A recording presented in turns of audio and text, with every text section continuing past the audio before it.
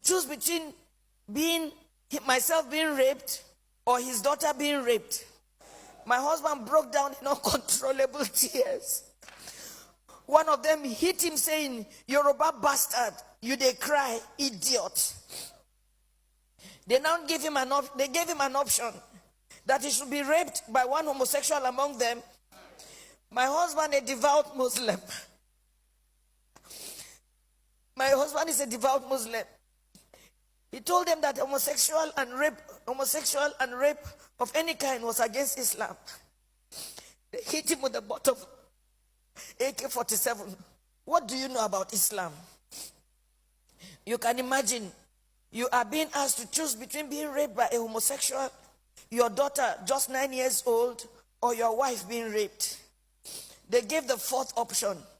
If you fail to choose one, we would rape your daughter, rape you, the man, and rape me, the wife. I made myself the sacrificial lamb. My husband begged, saying they should name any price. One of them asked him to bend down.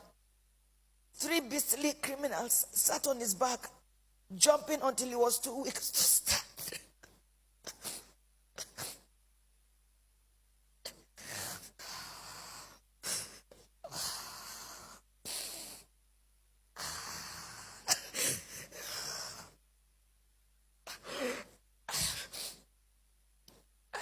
I was not allowed to put on any additional clothes. Imagine they rape you all night and they stop you from putting on any clothes for 24 hours. The rain fell once. I became a relic at a sexual museum for the armed men who in turn addressed me and asked questions about my financial standing. New Fulani men joined the camp. They organized military training for the new Fulani men that came, teaching them how to shoot and walk through circles of glowing fire. They were not released until after 6 days. We were not released until after 6 days. We had to walk the same zigzag journey back to the main road, our eyes blindfolded. During the negotiation to pay, they said the money was not for them alone, that they had to settle those who sent them. For me, I see a thriving organized crime supported by powerful political interests. Now, I do not think we were released to freedom after paying a whopping 8 million naira. I do not think we can ever be free. We can never be free from the anguish, the psychological trauma, the nightmares we suffered, the occasional fits of my daughter, her waking up at night behaving strangely, her asking the same question over and over, Mommy, why? And I do not have an answer. In my life, I have never passed through a torture chamber like this. I do not think any society should let this happen. I do not know the fate of those we met and about 7 other people brought during the 6 days we were in captivity.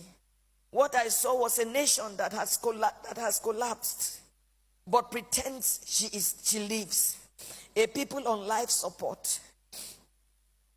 Crime is not restricted to Fulani people alone. We have Yoruba criminals, but I don't think Yoruba criminals are this beastly. These elements are savages. I can't imagine Yoruba thieves going to Sokoto or Maiduguri to kidnap Fulani people and keep them in their own bushes. It gives me mental torture that this is happening, and some people are even trying to justify or look for excuses. Well, as a devout Muslim,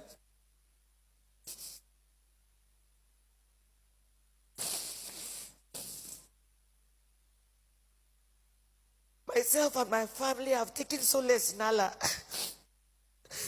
Not the Nigerian police, not the army, not the government. We have taken our faith the way it came. This is supposed to be fate. I thank God that we successfully returned to where we live, thousands of miles from Nigeria. We thank God that we have made a vow. Never shall me, any of my children, or husband in our lifetime visit Nigeria again. Our remains, anytime we die, will also not be buried in Nigeria. It was a suggestion my daughter made, which we all adopted. I pity the country. I pity her people who continuously walk like the living dead. I pity those who parade themselves as leaders because they know nothing about what is going on and the abyss the country is sunk already. I pity Yoruba people. Oh, I pity you. I pity my people. For me, the issue is not about President Buhari.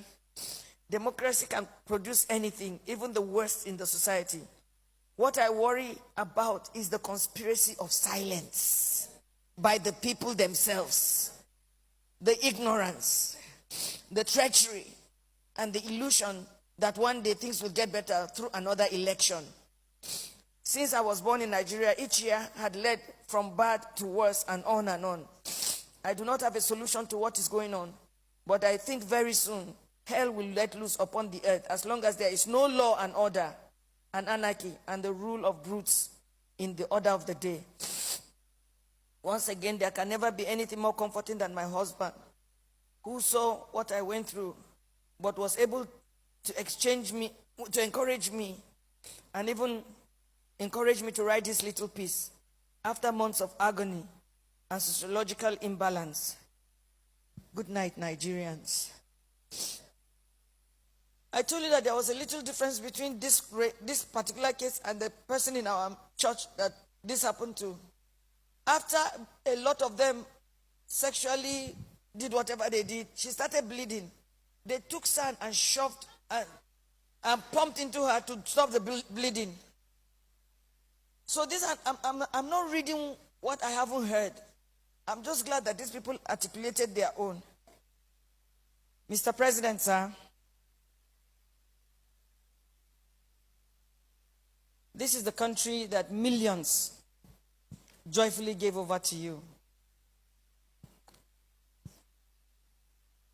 The blood of every child, every man, every woman, every boy, every girl, every old man will be required in your hands or from your hands, because the buck stops with you. I am still amazed at your silence, sir. I'm amazed. I'm amazed at how iPod can quickly be stopped. And this goes on, and I have never heard your voice saying this is wrong, let it stop. Sir, kada ka ci amanar mutane.